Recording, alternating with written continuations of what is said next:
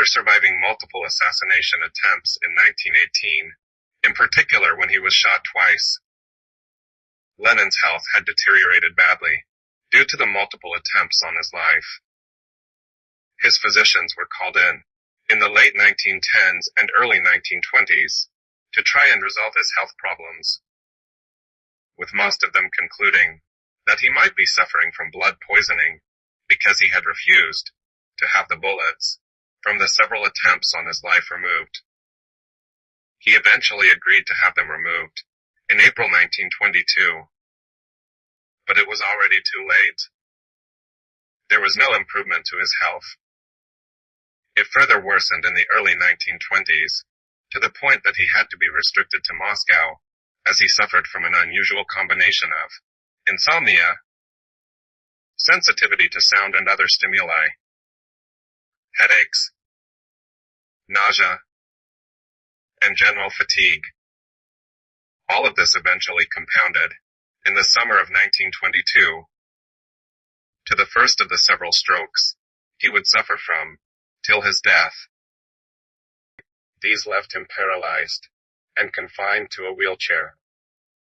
Upon the steady decline in his health, the question of who would become his successor eventually became a subject of major concern.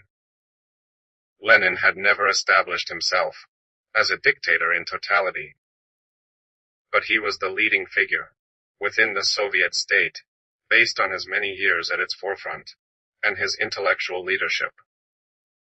Therefore, it was conceivable that no one would succeed him, and the Politburo would rule the Soviet Union collectively as a body.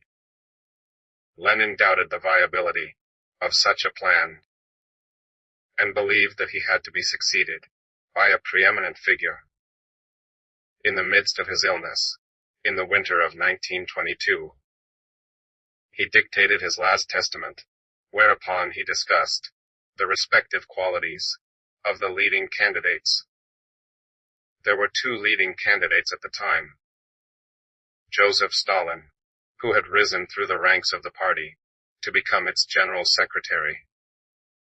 But Lenin had little faith in him, despite having known him 17 years before the Bolshevik Revolution. He believed he was overly ambitious and had little intellectual capability. Instead, Lenin gave his support to Leon Trotsky and nominated him as his successor. In March 1923, Lenin suffered another terrible stroke and lost the ability to speak. Thereafter, the steady decline of his health continued, and he eventually slipped into a coma in the first weeks of 1924. He died on the 21st of January, 1924. The political struggle to succeed him began immediately. Trotsky was still recovering from an illness in the warmer weather of the Caucasus when Lenin succumbed to the series of his illnesses. And Stalin decisively sent him incorrect details of the funeral arrangements, ensuring he missed the state funeral held in Moscow on January 27th. Lenin's body was subsequently embalmed and placed on public display in a mausoleum in Red Square in central Moscow, where it remains to this day. Despite Lenin's warning against installing Stalin as his successor, many of the senior members of the Soviet regime and the Politburo favored him.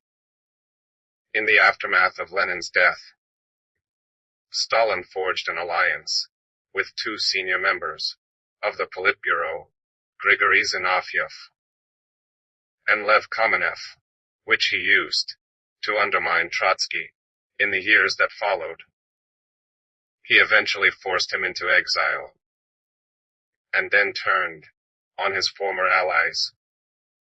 By 1929, Stalin had monopolized power completely in his own hands, and established himself as a dictator in a manner his predecessor, Lenin, never had. He ruled, for the next quarter of a century, with brutality, and murdered millions, in his quest to maintain absolute control of the state. Joseph Stalin would never be forgotten as one of the most brutal dictators of the 20th century. This is the first of a series of important events that happened in the 20th century.